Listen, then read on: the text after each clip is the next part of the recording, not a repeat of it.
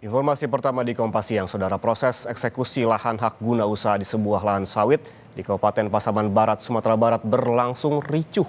Warga yang menghadang eksekusi terlibat bentrok dengan polisi dan perusahaan pemilik lahan sawit.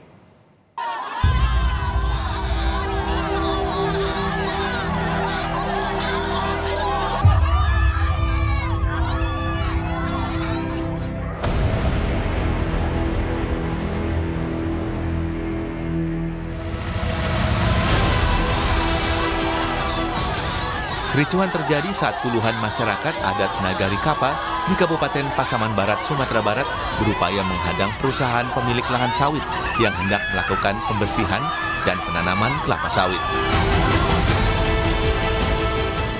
Penghadangan dilakukan karena warga menilai lahan sawit masih dalam status sengketa. 9 orang yang diduga provokator sempat ditangkap, namun kembali dibebaskan. Selain itu, warga juga menyayangkan adanya keterlibatan polisi dalam eksekusi lahan sawit ini. Bukan hanya itu, menurut LBH Padang yang kami cuplik dalam program Kompas Petang menegaskan bahwa seharusnya polisi pada posisi mengurai konflik, bukan justru menambah konflik. LBH Padang juga menyayangkan polisi yang tidak melindungi warga, justru membantu pihak PT PHP dalam eksekusi.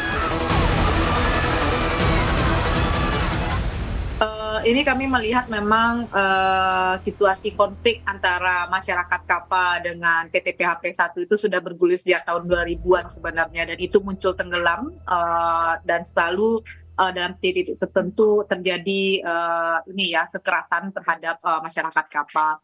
Jadi sebenarnya petani Kapa ini sudah mengajukan penyelesaian konflik di Kementerian ATR, dan wilayah mereka sudah ditetapkan oleh Kementerian ATR sebagai lokasi prioritas reforma agraria begitu. Dan harusnya polisi tidak turut campur dalam konflik ini, karena kepolisian salah satu tupoksinya di dalam Perpres 62 tahun 2003 adalah mengurai konflik dan resolusi konflik, bukan menambah konflik begitu.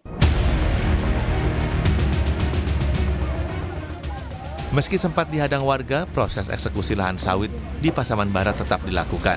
Pembersihan lahan dilakukan dengan turut mengerahkan alat berat.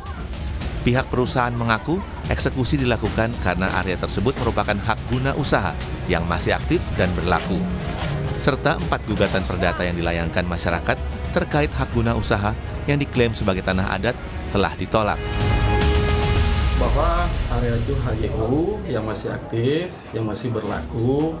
Nah, kemudian yang kedua, kami telah mengikuti beberapa gugatan perdata yang dilayangkan oleh masyarakat dan Nenek Mamak Langgam, yang mana 4 gugatan perdata tersebut sudah ada keputusannya bahwa semua gugatan itu tidak dapat diterima dan ditolak.